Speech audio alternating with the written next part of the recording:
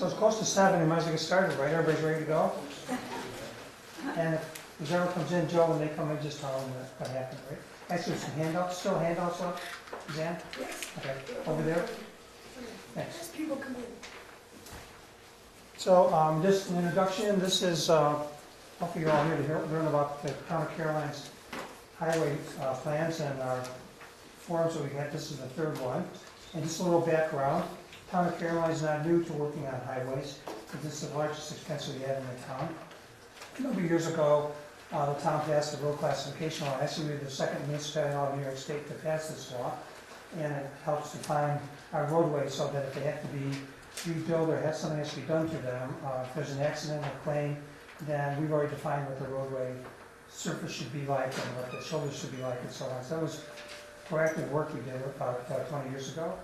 And just a couple years ago, we passed a road construction law, which says if somebody's going to be digging in the roadway, putting a pipe across or putting a culvert in, anything that would do in a roadway, that they need to get a permit, which the county already has that authority, but the towns had to adopt a local law to do that. So the towns were proactive that way. But then we got to, as everybody knows, thinking about the gas industry and the implications it might have in the number of trucks. And we sat through actually the county's session on how to deal with this. It became very clear that there could be projects in and around the town of Caroline that have tremendous impacts on our roads. So we better be really serious about this. Almost a year ago, the town of Caroline created a road preservation committee, which you can see posted behind me. And we've been meeting for roughly a year now to try to become informed about this very technical problem and try to come up with a way to deliver it to an audience that's not necessarily technically aware of how roads work, as we weren't, and then help us with the decision-making process, which is tonight's forum. So the first two forums are posted. They were videotaped by John Reed, who's doing it again tonight. And our first one was about just the theory of how roads operate, how they function when they're stressed by weight. And then the second one was actually specific to the town of Caroline, how our roads work, how they respond to weight, and what the road system is, town, county, state roads, how they all interact with each other. We also talked a bit about the town's budget, how much money we spend on highways, and what goes to repair, what goes to capital improvement, that type of thing, just so people get some awareness of what the impacts it has on the town of Caroline as we work through this. So having said all that, I think, and so the third part then, so tonight we're going to be reviewing, and I'll go through that hopefully in less than half an hour, of things we've talked about in the past. And I'll give a few minutes for questions for those who haven't been here, just to get everybody up to speed. This is a quick course. Then our attorney, Guy Crow, is here, and he's promised me 20 minutes, and he would present to you the whole legal spectrum of laws that are out there, and then give some time for questions as well. And then our goal is at 8 o'clock to then bring the Road Preservation Committee up front, and we will start talking about what we're thinking and get your inputs on what you've heard. You're going to get in on the ground floor because we haven't put any pen to paper. We've been thinking about this, we've been putting all this together, and now it's time for us to get down to work, and we'd love to have your input. Tonight's a great time because before anything's ever happened, it's a good time to get involved. But of course, you can always be involved, and there will be public hearings and all that coming up later on. So that's the plan for today. And now I'll go briefly through what we've picked up in the past. And if you have questions along the way, I will try to respond. So one already? Nope, oh good. One more over here. So this is a slide of how roads respond to weight. And you can see a tire with an axle in the center putting pressure on the road.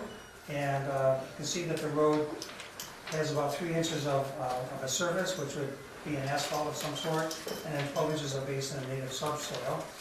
And this shows that how the pressure is distributed as time goes, as this goes down through the layers. So 100 psi of load at the tire then turns into about 75 psi that the surface is pushing onto the base. The base is something the towns actually put in place. And then, assuming there are 12 inches of base, then it's roughly 18.8 psi in the native soil that's below, which is just the dirt that exists around, and of course we all know it's variable.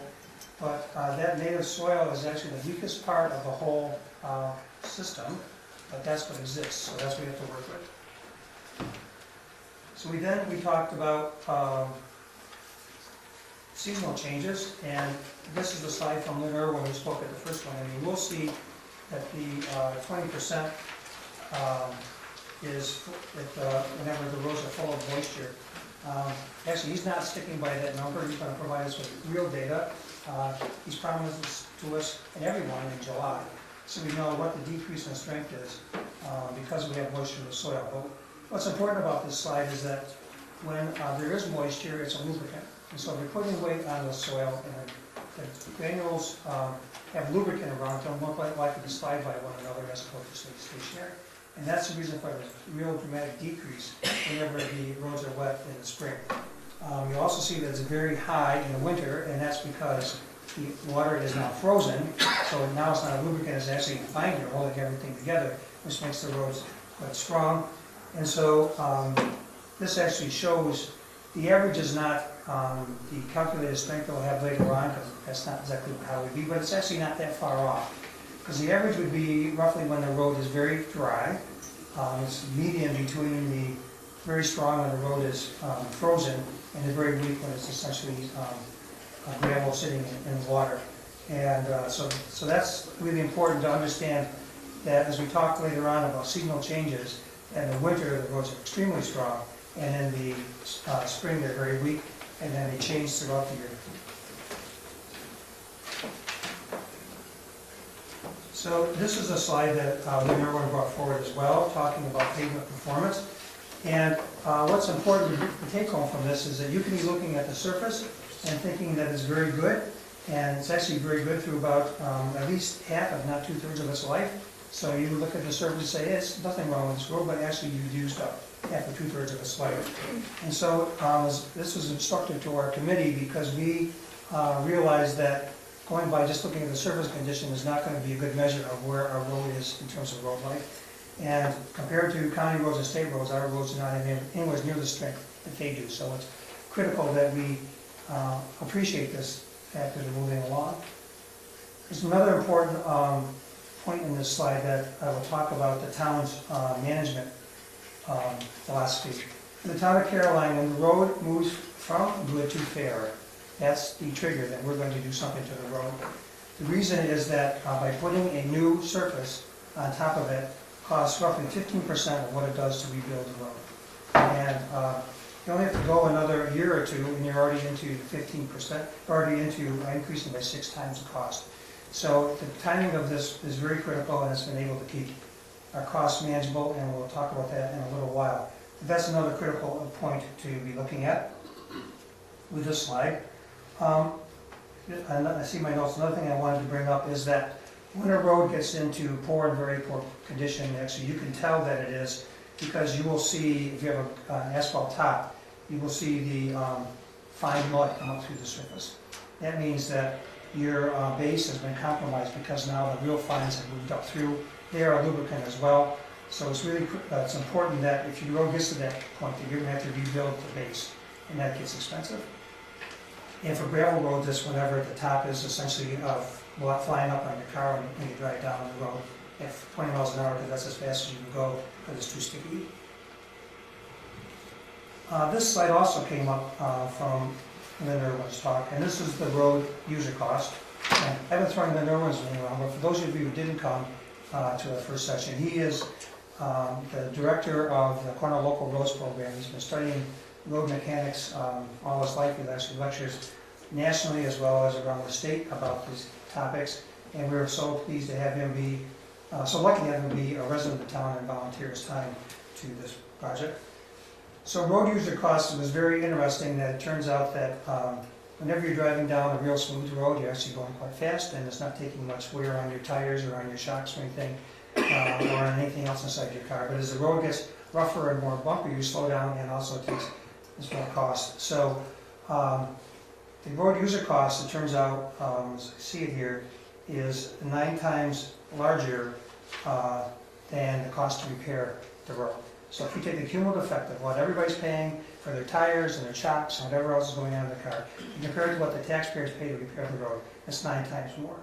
So that's how important it is, and that's why the highway superintendent hears a lot of calls when the roads go from good to fair. Because now people are starting to recognize that they can't go as fast, things are starting to shake loose inside their car, and it's time to get on it.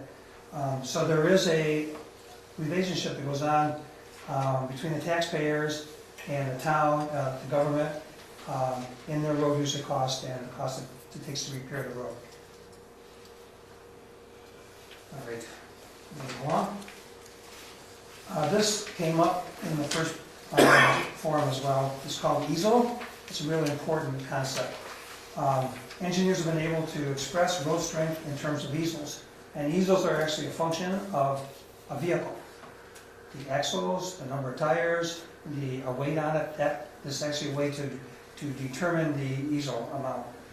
So the mathematics of an easel versus weight is pretty phenomenal in that it goes to the 4th power. So if you double the weight on an axle, that increases the easel by 2 to the 4th power. So that's 2 times 2 times 2 times 2. That's 16. So you double the weight, that's 16 times the number of easels.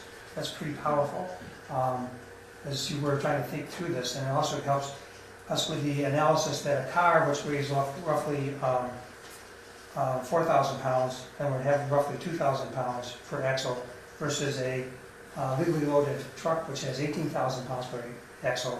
So that's 10 times more. So 10 times 10 times 10 times 10 is 10,000. So a truck does, fully loaded truck, legally loaded, does 10 times the amount of damage to a road that a car does. Excuse me, 10,000 times more. So it's really important as we move through baseline traffic that we're talking about in a minute to appreciate the fact that that's why we focus on trucks, because they do the most damage, but that's all part of the traffic pattern that we have. The other thing I wrote in my bottom of my notes here is that once you get an easel, then you're just trying to figure out how many easels you can have on the road to additive. So once you've done the power to 10 to the 4th, then now you're adding easels together, which is important as we work through the math in just a few seconds.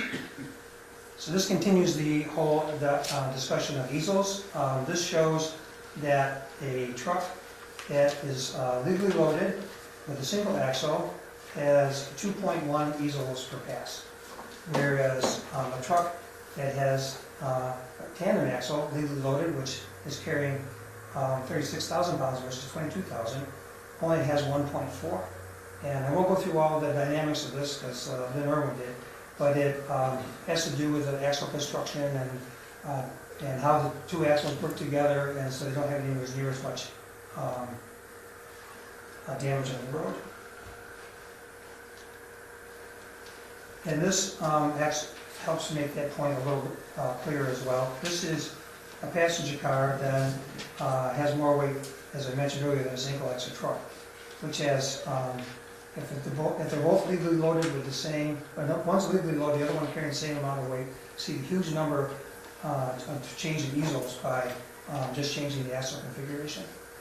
And then down below, if you take the single axle truck and a fully loaded tandem axle, then you can see how the easels, you carry a lot more weight, you still make the same amount of easel damage to the road, or effect on the road. So this moves into the section on town expenses. This is focusing just on highway, but just to get for a point of reference, this is 2/3 of the town's budget. So whatever cost we have, say it's $700,000, then the town cost would be $350,000 on top of that, making the budget a little over $1 million.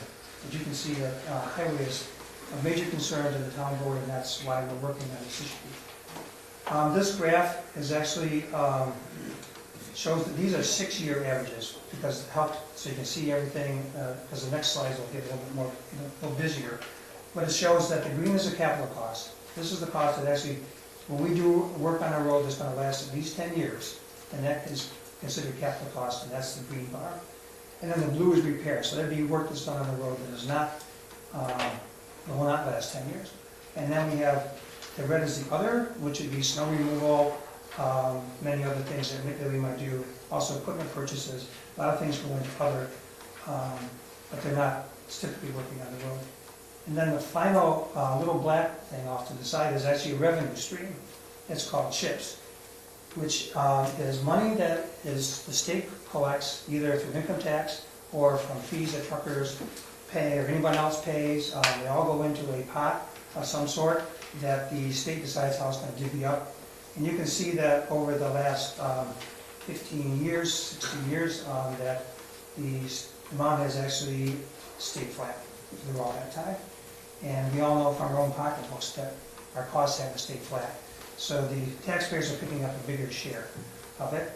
You'll also notice that the green has stayed relatively flat during that time as well, because the green is offset by, only the green can be used to claim for the black reimbursement. And so there's not a reason to be spending, for the town to be spending a lot more green. And so now you see that the blue is picking up a little bit more. And this also goes to the philosophy the town has of really getting into the repair sooner and doing the surface treatment much sooner than waiting until the road is disintegrated and you need to do the capital improvement. Okay, so this slide is actually breaking it up. These are 3-year averages because it really gets busy if you do every year. But this shows that over time how the cost has gone up. Also shows in here that the yellow line is the cost of asphalt. Again, is this a 3-year average? Actually, I didn't average the asphalt, I realized that. These are annual. The asphalt is an annual figure. These are annual figures. But you can see that The others are averages. when the cost of asphalt jumps up and the cost of petroleum jumps up, that our costs are jumping up with it. So that's important to recognize that it's not only labor, but there's also materials. They're all going up. The CHIPS funding is staying roughly the same. The capital improvement is staying roughly the same. And so that means the town has to be really smart when it does the repair work. And this all leads to the point of, as long as we have consistent baseline traffic, then we can predict and manage our roads. But when something happens that's extraordinary, then we need to be able to be proactive, keep the roads passable, and keep our budget under control. So this is just a quick slide, the cost to repair or rebuild. These numbers assume a certain pavement width and that type of thing, so we're not trying to mix too much apples and oranges. But this is where I could come up with the 6 times more to do a completely rebuild of a road versus a surface treatment. So I think that's it. So I threw out the term baseline before. This is a really important concept that we need to internalize as we talk in just a few minutes about how we might work as a town. Baseline traffic is what currently uses the roads right now. So the Highway Road Preservation Committee has decided that it doesn't want to get into trying to regulate anything that's already using the road. That's not really what this is about. This is about extraordinary use. In a few minutes I'll show you data from LaBella Engineering that help show that. Baseline traffic then is towns that already do the road. So it's milk trucks, school buses, garbage trucks, delivery trucks, somebody that lives in the town that takes their truck home with them at night. All those things are already included. Farm work, any of that is already, that's baseline, that's what's going on right now. All our roads in the town, except for roads and subdivisions, are roads that are the town backed by use. So they were roads that were built over time by neighbors driving down the common pathway that they had, and if there was a mud hole, they threw rocks in, and then after a while they got cars, so they had to build up a little gravel so they wouldn't get stuck in the mud all the time. That's how roads were built. And in the 1940s, the state legislature said that all those roads that have been used by the public are now the responsibility of the local government, and then we took them over. It wasn't quite like that, but it did happen over a few years that the town did own those roads. But as you can tell from that description, there was no engineering construction of the roads. They were just, people did what they needed to do to get whatever they had down the road. That's how the road was put together. And so since that time, the town's been adding gravel when it works on it and adding more surface to try to build them up. And we have a general philosophy of trying to have a road last 15 years.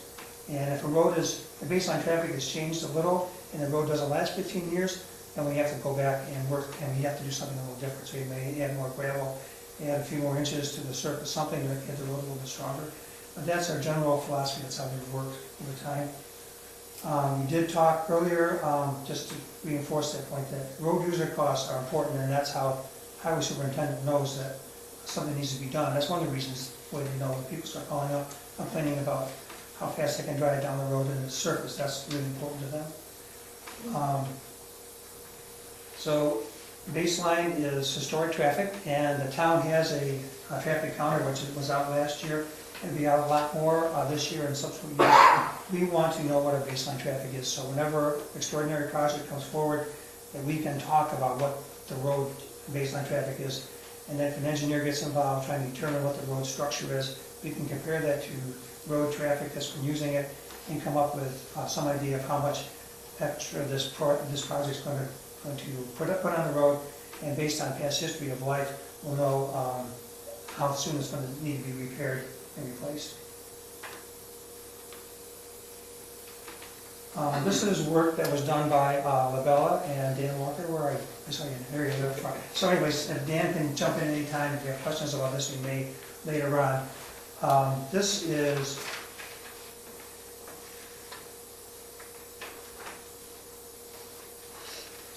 this is just one analysis that he has done. And this, you see that it says type A road.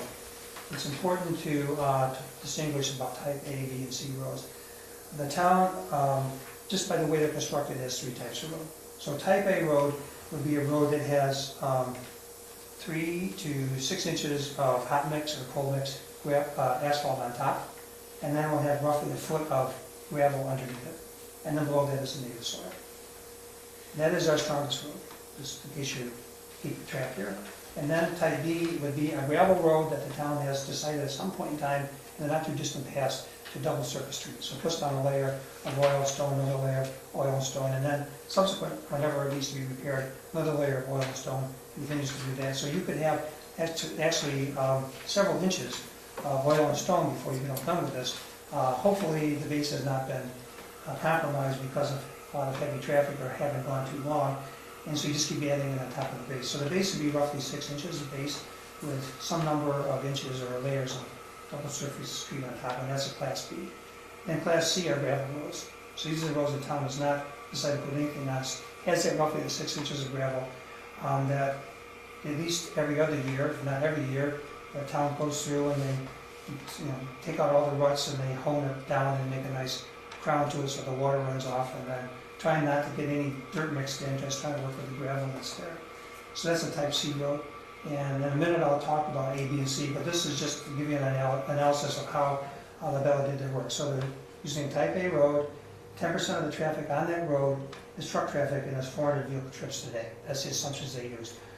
So you can see, when you look through this, the effect of cars in ease will count over 10-year life, and then buses, 2-axle, 6-tire, and 3-axle trucks. And you get some idea how many are being assumed and the effect on the road. It helps to try to go that home. So it looks like after 10 years, we've used 254,960 easels, and then how much of the life of the road is there?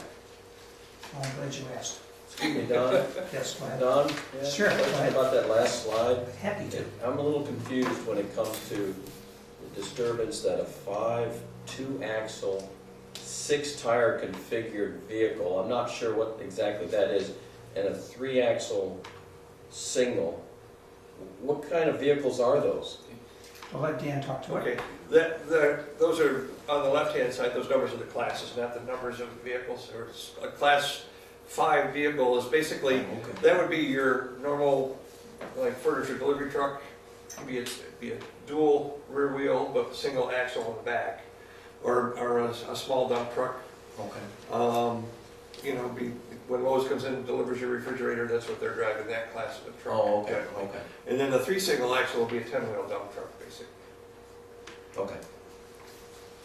All right, any other questions? It's good to get all this clear. We will, yeah, so the other thing I will share is that all these have been taped, and there are things you want to go back and you want to learn more about, then you can come to the town website and find it, and that raises a question.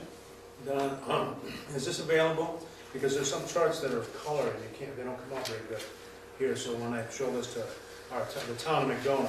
Yeah. I'd like to have the color, if I can get the power Yeah, point. so we can, afterwards, you give me your email, I can make sure I send it to you that way, it's Yeah. not a problem. Hey, you have it, I think. All right. Moving on? That will. All right, so before I get into the synopsis at the end of the report, these are the factors that affect road strength, and they are not considered in the calculation at all. So Dan, when he did this, he assumed that the soil is drained, that that there are no permanent wet areas, that it's uniform. That's how we made this calculation. So you can see from this slide that there are a number of things that can affect, and in each case reduce, other than freezing. The only thing that will increase the strength of the road, everything else will decrease the strength of the road over time. And another thing that's important to recognize is because these would not be a condition that's uniform along the road, it could actually be in one single place. So if you have an area that's in a wetland that the road goes through, and this happens to be the weakest part of the road, as far as the road policy would be concerned, you have to go with the weakest part of it. So that's something that our committee has to deal with as we start to work our way through this. So this is the synopsis of our report. Again, this is engineering calculations. There's nothing that's cast in stone, but it does give us order of magnitudes. So if you take a Class A road, the road strength, no matter what the type of usage is 500,000 easels. And for Class B, it's 50,000, and Class C is 25,000. And then we made the assumption of the number of trips, vehicle trips per day, and the percent of the traffic that's truck, and that's what the 10% and 5% is. Vehicle trips per day is 400, 200, or 50, and then the baseline usage calculation. And what's instructive about this is that for the B and C type roads, it turns out the baseline traffic is roughly what the road can take. And that's actually should not be a surprise to me or anyone else, because that's how the roads are designed. That's how we've been treating them.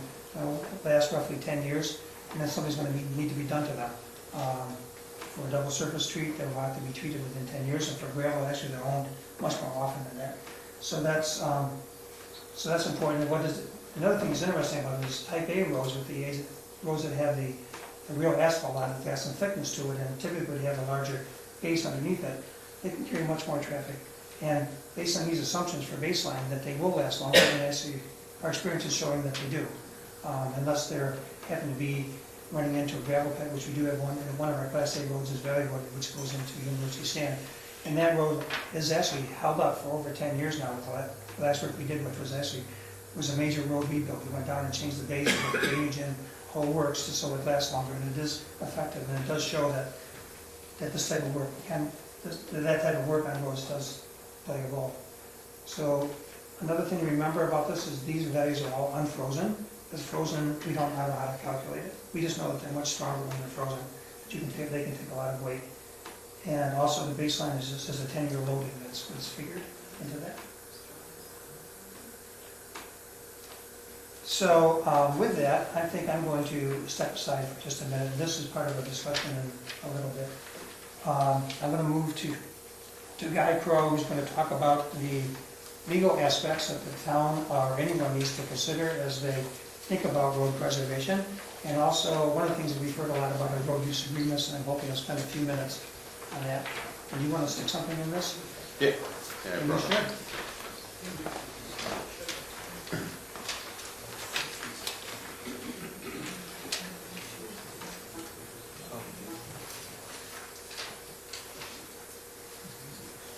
Any introduction you want to do one plan here? What's that? Any introduction you want to do one plan here? Well, no real introduction. I'm Guy Crow. I'm a local attorney here. I'm principally a municipal attorney. I represent towns in 3 different counties. And this is probably, I don't know, I've done 5 or 6 of these relating to roads and all sorts of other aspects concerning high industrial development. Many people would call it oil and gas, but there's a lot of other issues. So touching on aquifers. By way of introduction, I started out with Don telling me, hey, maybe you have 40, 45 minutes, and then it went to 30, and then he joked 20 today. And that's partially because he wants to reserve that time, and partially because I think he knows this is a really complex issue legally. So there are some issues that I'm going to present that are a little more black and white in terms of getting the idea to you than they really are. So for instance, when I say only the vehicle and traffic law governs this particular area, you have to have an exemption in the vehicle and traffic law, you'll hear me say that. There are some exceptions to that. There are small little hidden powers within the environmental conservation law concerning the preservation of wetlands that give you some authority over roads if you're trying to preserve a wetland, and that can actually trump the V&T law. But for purposes of getting the basic concept of what are the bases of municipal regulation to regulate public roads, that's what I'm aiming at. So I'll try to point a few of those out as time goes on. This is, yeah, that's who I am, that's what this presentation's about. Whoops. Just a few words on the question about roadways as it comes to oil and gas. This is particularly relevant because the appeal on Middlefield and Dryden was argued today.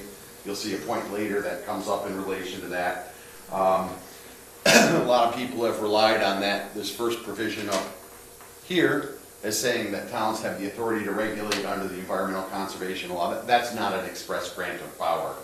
Public highways are public property. They're not, in a certain sense, owned by towns. They're managed and controlled and held in trust by the town for the benefit and use of the public. And the two major uses that are protected, even under the federal constitution, are the right to travel and the right to engage in commerce. So a town, being let's say a lower level of government than a county or a state or a federal government, has to respect the authority of those higher institutions, those higher governments, those more powerful or sovereign governments relative to those rights. And again, travel and commerce are constitutionally recognized rights. So there's a lot of different standards as to how you deal with how do you judge whether when a municipality does something that touches on a constitutional right, how do you judge whether or not that regulation or that rule is legal? And there's three basic standards that are used. One is, yes? Are we referring to U.S. Constitution? And United States and New York both have those rights in them. One standard is what's called the reasonableness standard. Or excuse me, the lowest standard is the rational standard. There just has to be a rational relationship between the regulation and the harm that's sought to be remedied. The middle standard is the reasonable standard. There has to be a reasonable regulation, and the regulation has to be tailored specifically towards the legislative goal sought. And then if you have significant interference, you actually run into this higher standard, which says it's the minimum amount of intrusion necessary and narrowly tailored towards its goals. So in each of the different authorities that towns are given under various aspects of state law, and I'm focusing on state law here, depending upon what the regulation is, you're going to trip one of those three standards, and it's not always easy to predict, and there's a person who sits in a courtroom called a judge that tells you whether you were right or wrong. But I'm going to stay in the middle ground and stay with a reasonable standard in terms of describing what the town is going to do. Otherwise, we'll be here for 10 hours, and interrupt me. Yeah, but yeah, I'm going to see the SU game tonight. In case any of you missed it, Gonzaga came this close to losing as the #1 seed. Up by 1 with less than a minute, and they hit a 3-pointer, and that did it. Anyway, I didn't touch on every single minute aspect, every little nuanced area where the town has some authority over roads. Towns do have authority even over county roads.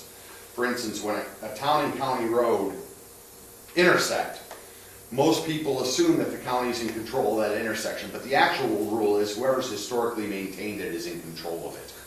So there are some strange rules that come into play in that area, but I'm going to talk about the Constitution, some provisions in the highway law, the town law, and the municipal home rule law, because those are the 5 real bases of authority for regulatory control, and how they all intermix is a morass.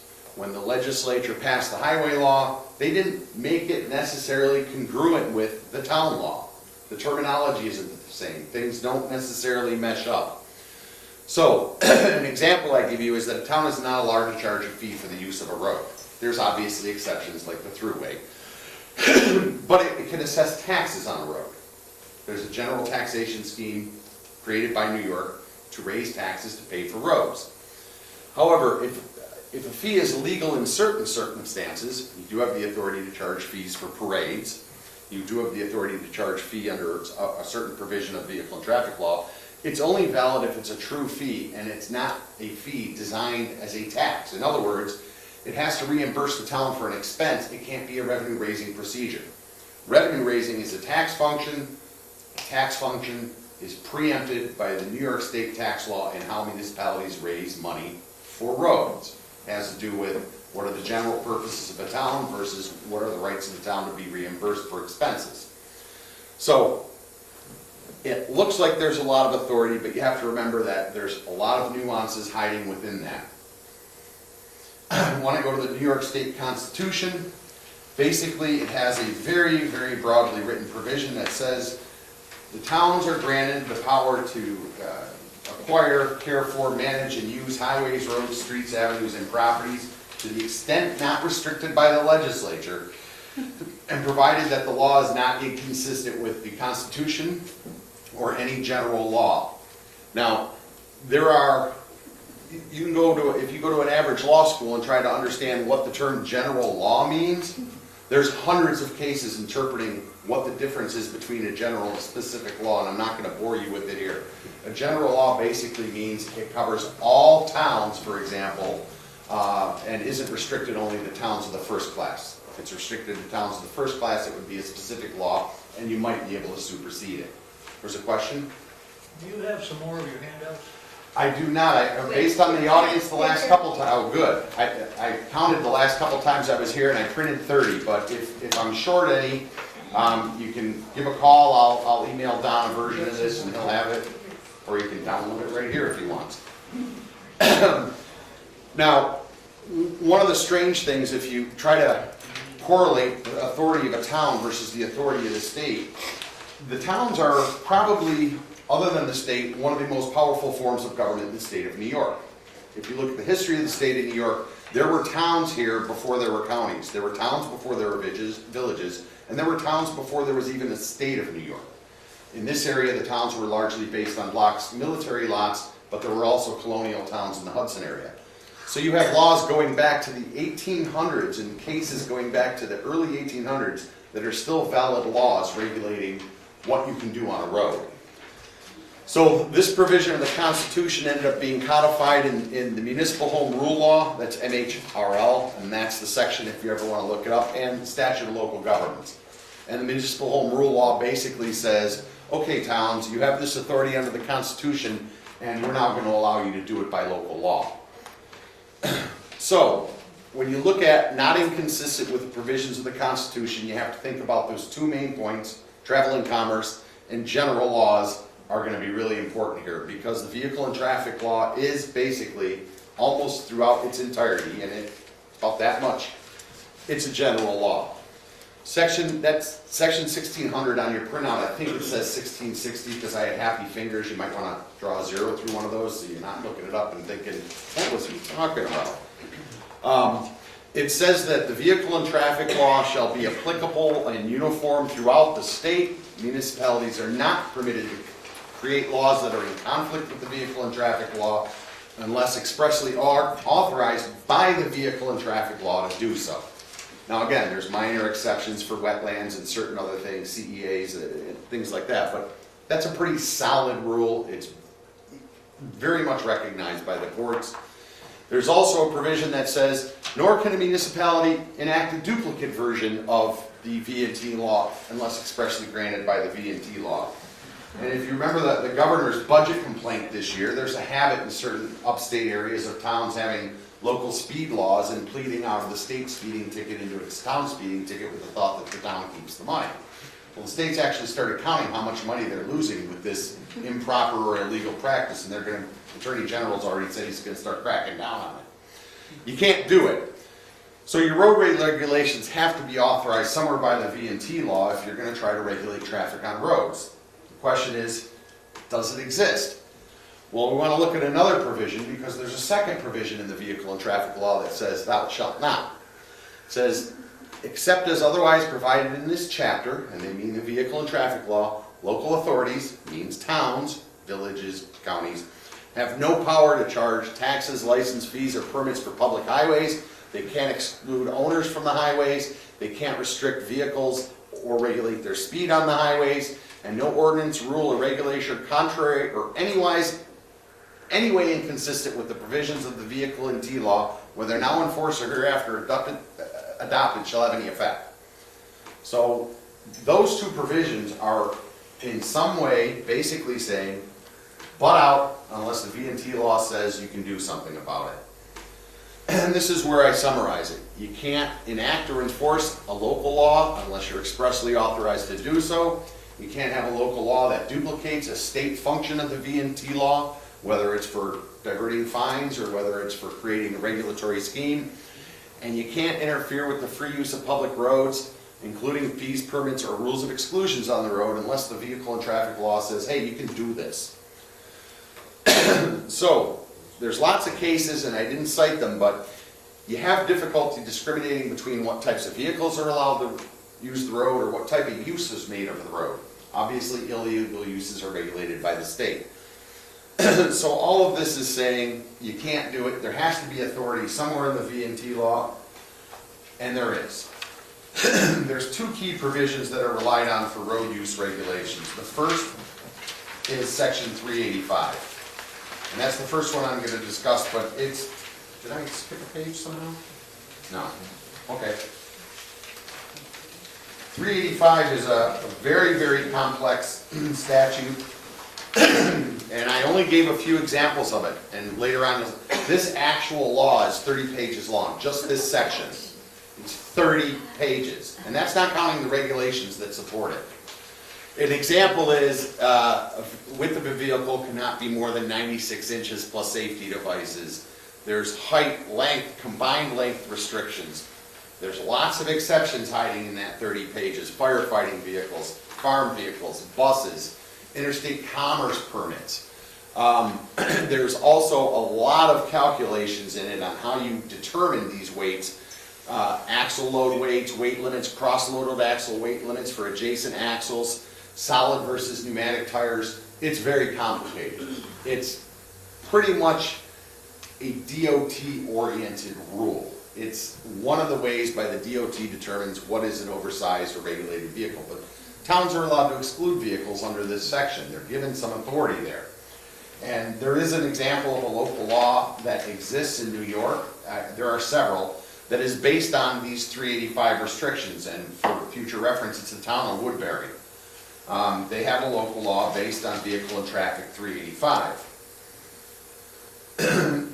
385 has room for roadway regulation, but it has boundaries. It's very complex. Like I said, it's very, very difficult to regulate.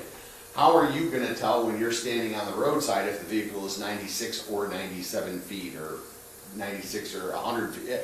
Tough things to judge. How is your code enforcement officer or your local sheriff, assuming they patrol your road, going to walk up and somehow stop a truck barreling down the road and say, I think you're a little long, and the guy's got a New York State divisible load permit and an ICC permit? He's going to be like, what are you talking about? Get out of it. You know, difficult area, but you can do it. Most towns, most municipalities that have looked at this has said 385's got some usefulness to it. It can help us exclude these ridiculously large vehicles from roads that we have that don't have the roadway geometry or the turning radiuses, etc., to support these oversized vehicles. Most of them are going to the 1660. Examples of 1660 laws are pretty much becoming more common now, but three that already exist are the Tompkins County law, the town of Danby has one, and the town of Cobleskill has one.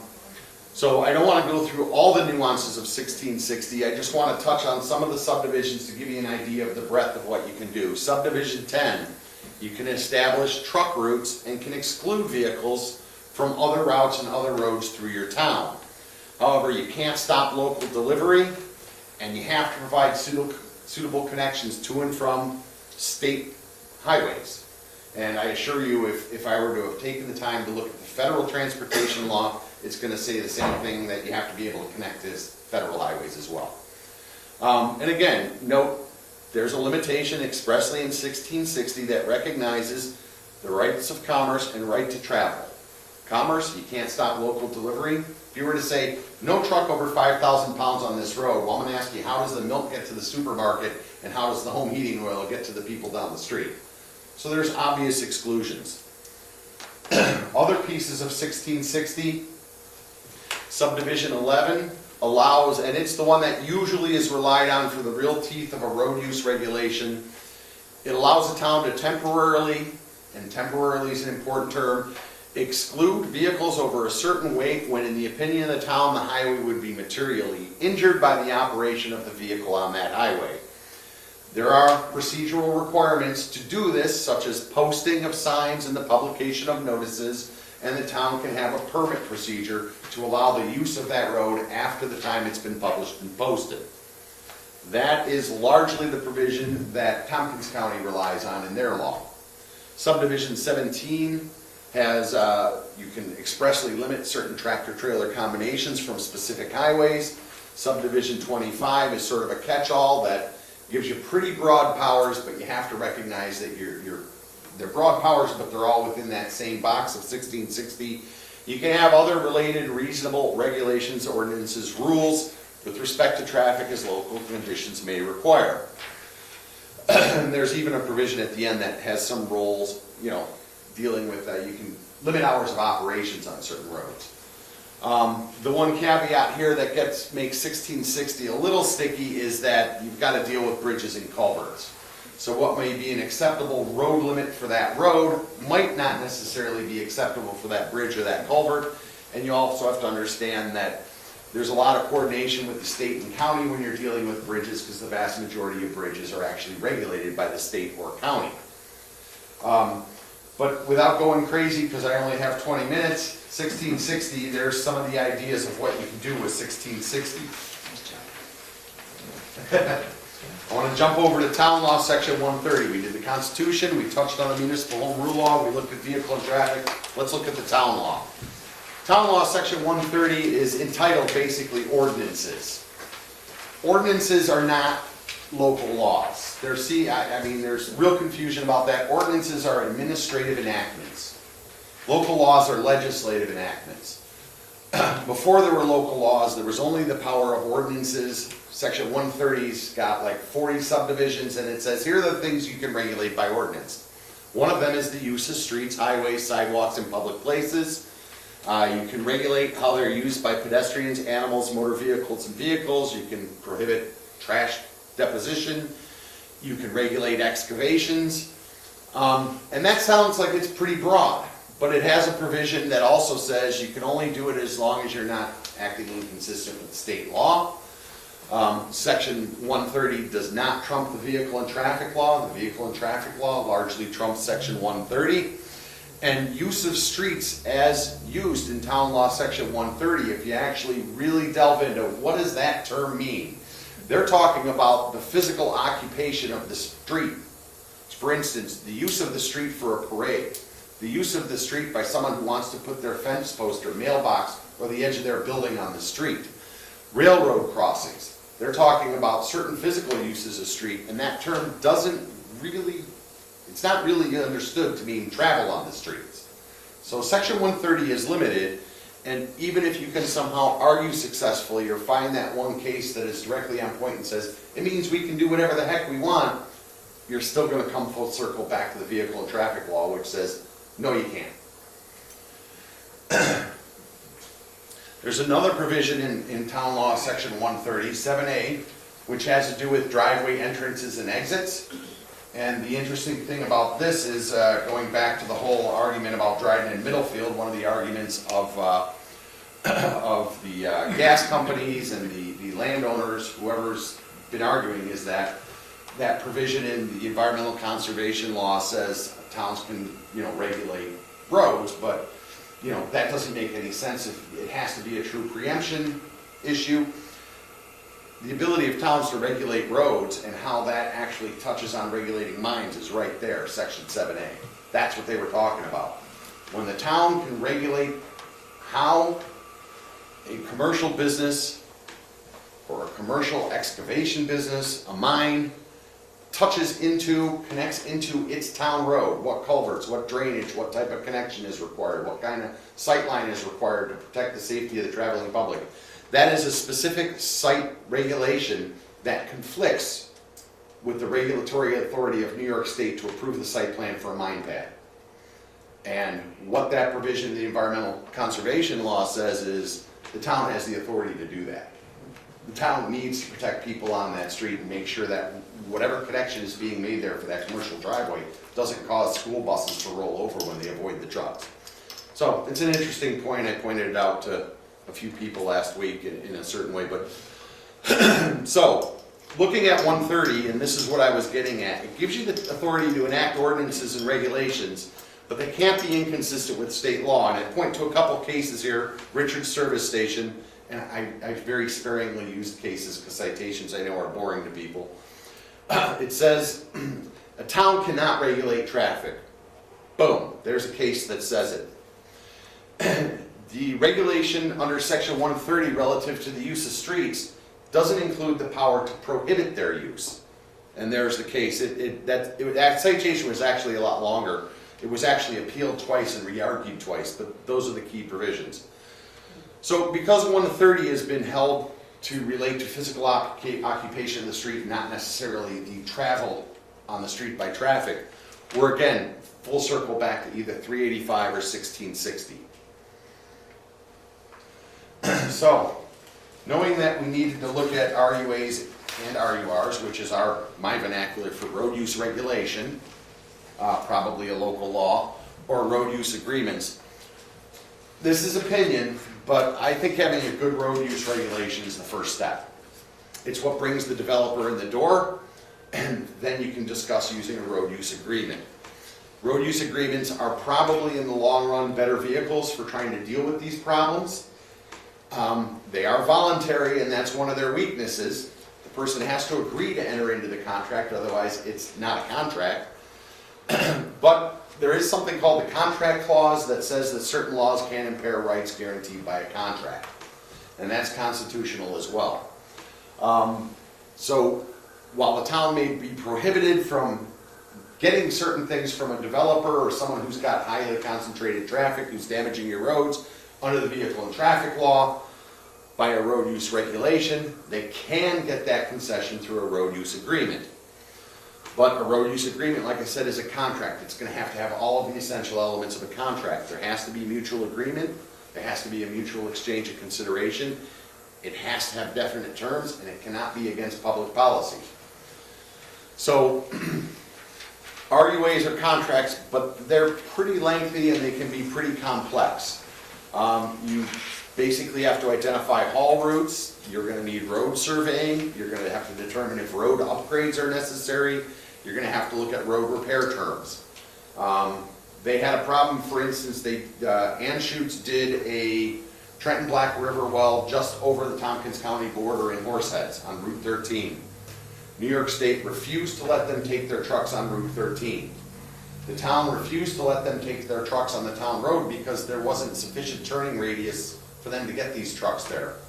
They basically built a 2-mile highway on private property to get there. And that was all done pursuant to a road use agreement. It looks like a piece of 81 sitting down there in the middle of the field. It's a remarkable thing.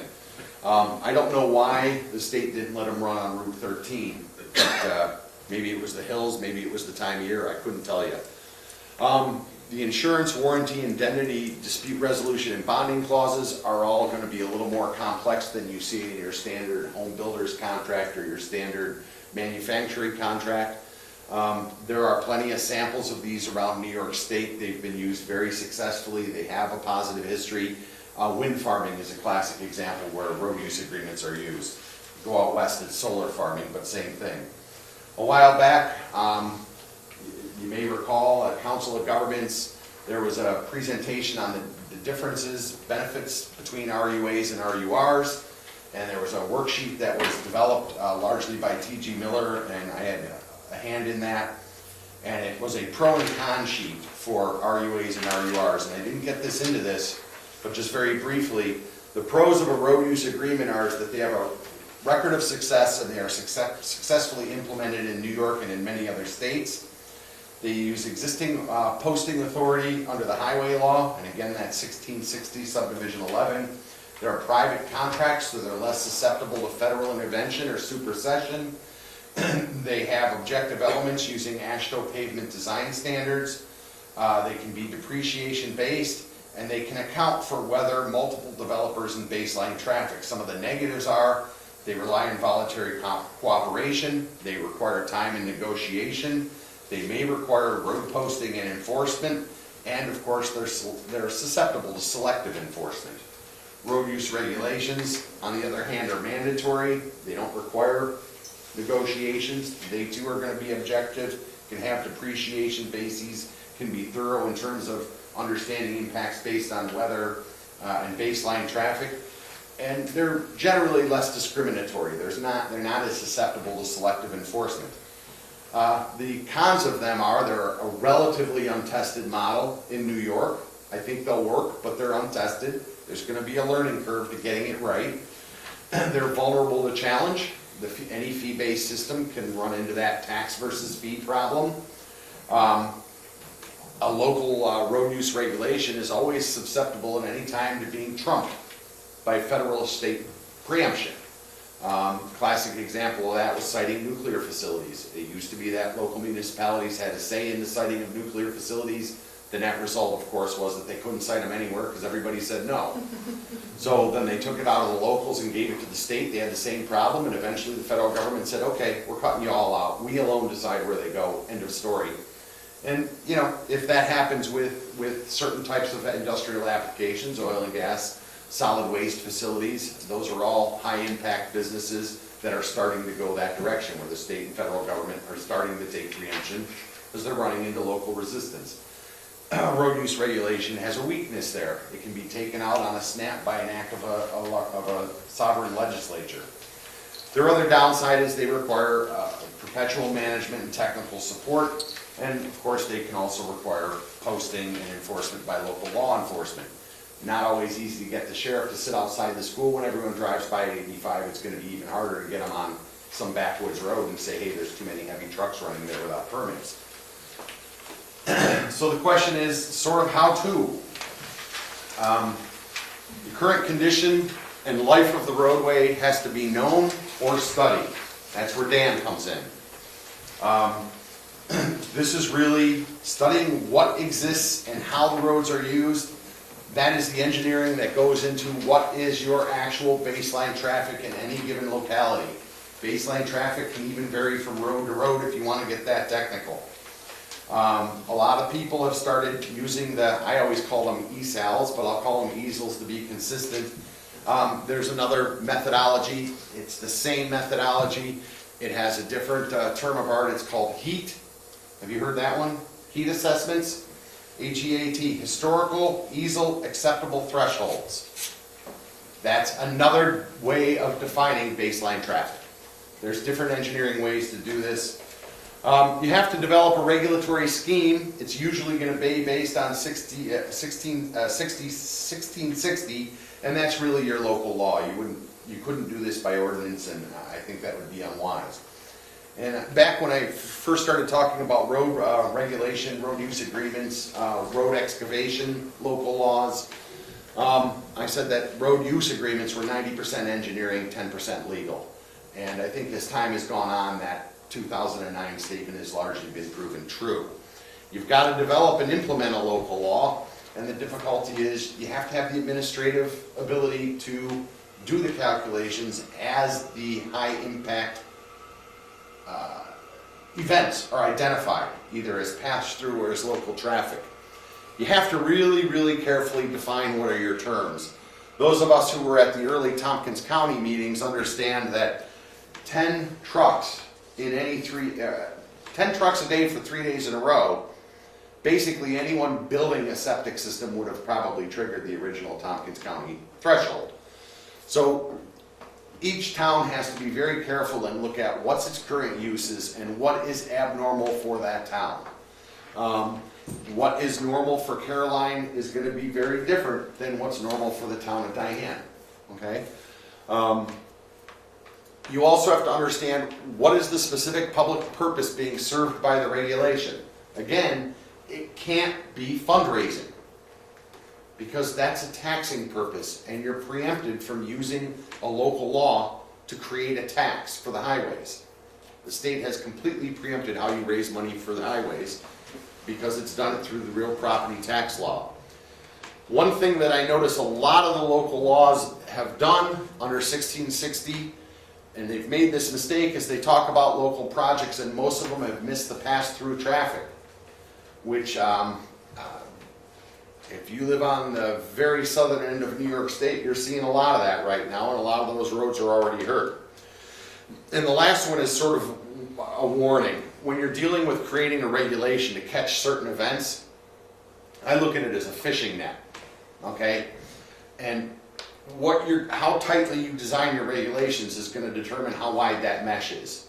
If you make your mesh too tight, you're going to impact all of your local residents, you're going to impede commerce, you're going to create a mess.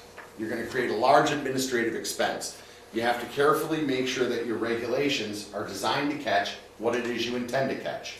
You don't, you don't put a steelhead net in the water to catch a minnow. Okay? It's not going to work. The minnow's going to pass right through. So the mesh can't be too large either. So, the reason you want to be very careful about the size of your mesh is if you start catching too much and it looks like you're starting to interfere with rights of travel or rights in commerce, you're going to have a problem. And there is a great case out of the Western District of New York, a federal court, where the city of Rochester had a lot of truck traffic, a lot of warehouse traffic running through parts of its town. They created a regulation to limit truck traffic under the authority of 1660 in part. They also have some power under city law, and they put in some zoning regulations, and they took like 4 bites at this apple. And the federal court said, you're an international port. You can't impede commerce to that extent, and they struck down the law. So there's not much point to doing all this work if you're going to create something that's not going to achieve its intended goal. And so for my last slide, I kept it really simple. You'll like this, Don. A little homage to the movie industry. So again, there's a lot of nuances to that, and I will also make sure that I get this so it can go online. I think you probably have it. And I also did bring, so you can take a look at it. I'll make you copies of these if anyone wants to look at them. The Cobleskill Law, which is a 1660 based law, and the Woodbury Law, which is a 385 based law. And are they perfect? No. Do they work? Probably. Are they going to work in Caroline? No. They were built for those towns. You've got to figure out what's going to work here. Any questions? When you're talking about these increased uses, if you need more personnel and more monitoring equipment and all of that sort of thing in order to be figuring out what's happening to your roads, are you allowed to put those into the costs of what or is that considered taxing? Are you just paying for the asphalt and having your company, your local? Sometimes yes and sometimes no, and let me explain that because there's 2 answers to that. One is under a road use agreement, if they agree to it, it's fine. I mean, as long as it doesn't violate a public policy, it's fine. They can by contract agree to pay you to go out and do a road survey. They can agree to pay the cost of an engineer to do a road survey. It's not really that much different than what happens in subdivision review relative to stormwater right now, where an independent engineer has to review it, and that's usually a cost passed on to the developer. In a road use regulation scenario, that's a little trickier because you have to distinguish between an extraordinary expense and a general expense. And you can have an extraordinary general expense. So, a classic example is a town faces litigation. It makes a decision to deny someone a special use permit, and they bring an Article 78 proceeding. That's an ordinary expense of managing a town. When someone applies for a subdivision and you want to figure out what expenses you can charge and what you can't, well, your extraordinary expense, you can charge for the cost of publishing the notice for the public hearing. You can charge for the cost of specialized review by an environmental engineer or an engineer to make sure the seeker and stormwater is okay. You can't charge for the cost of the attorney to draft the resolution, for the board to create the public hearing, or to approve the subdivision. That's a general purpose of the town, is to enact basic legislation like resolutions. You generally can't charge that expense through. So what I was warning about with the regulatory mesh is that if you create a system that is extremely tight and you create a huge administrative burden for the town, how feasible is it that you're going to be able to fund that year after year after year after year? So you've got to find the right balance. You've got to protect the roads. There's no point in breaking the general fund in order to make sure you don't lose money on the roads. And so, you know, road use regulation is anything that triggers the threshold gets reviewed. Everything that triggers a threshold gets reviewed. You can't selectively enforce. It may be that your review standards are going to have 80% of the highway guys going to look at, your highway superintendent's going to look at it and say, this triggered the threshold, okay, here's their plan, boom, boom, boom, boom, boom, okay. I do the formulas, I call the engineer, I verify it, hey, I got to the no box. Okay, go ahead. 90% of your projects that trigger the threshold are probably not going to be subject to substantial review. There's a big difference between somebody building a road for a subdivision and somebody building a copper smelting plant. Okay, one of them's, they're both going to trip your threshold. One of them's going to require specialized regulation under the road use regulation, bonding permits, etc. One of them's going to get reviewed and probably won't trigger anything.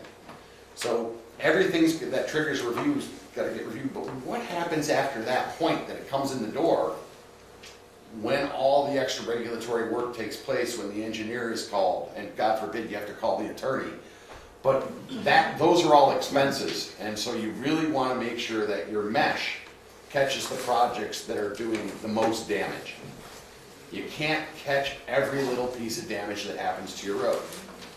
And a lot of that day-to-day damage is part and parcel of just maintaining a road, which is a general function of the town. So you're really just trying to catch the ones that are really taking the life out of the road. And where this town decides to, you know, what's the trigger point to look at regulation, and then what's the secondary trigger point to funnel it down into the full regulation, full review, heavy haul route designation, everything. Those are the two key points, I think. But it's just an opinion. It's the engineering's the first step. Yeah. You know, as a sort of a tactical maneuver, I'm guessing that we sometimes may put in regulations just enough to bring developers to the table to form agreements. Is that happen? That is, believe it or not, what I think is the best thing to do. You want a real road use regulation because the road use agreement's voluntary.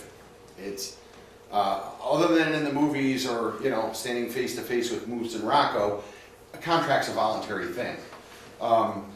So do a lot of the developers, are they going to want to use a road use agreement as opposed to go through what could be an expensive regulatory system? Yeah, historically most of them have decided that they'd rather enter into a contract.